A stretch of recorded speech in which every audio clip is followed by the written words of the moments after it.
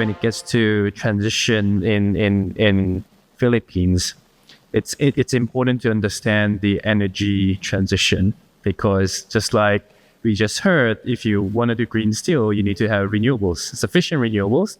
And it's really lovely to hear that there's enough renewables that, whether that's on-site or PPAs, that you can actually find them. Because across Asia, we're hearing a lot of stories about, we want to do this, we want to do that. But in fact, there's not enough renewables that I can attach to, or there's not enough distribution or transmission mechanisms that you can use. So it's great to see that energy transition is happening. And then here we have investors as well as renewable developers and operators in this panel. It's great to hear that renewables is increasing.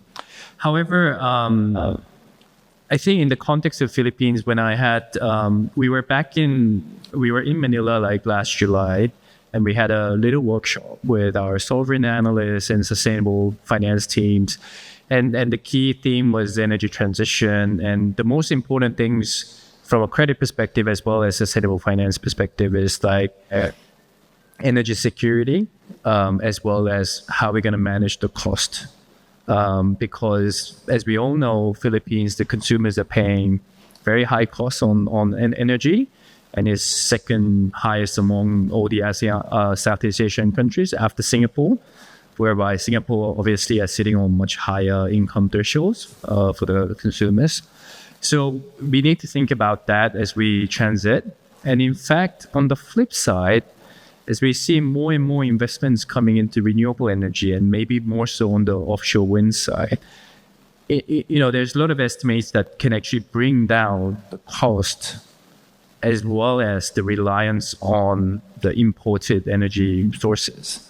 So in fact, investing in renewables, it's not only from a sustainable point of view, it's also supporting the country in terms of pressures that they're facing on credit profiles coming from the energy security as well as the cost of energy sources. So I think in various aspects, I think Philippines' situation is very unique, that, where there's many different reasons why we need to invest in renewable energy.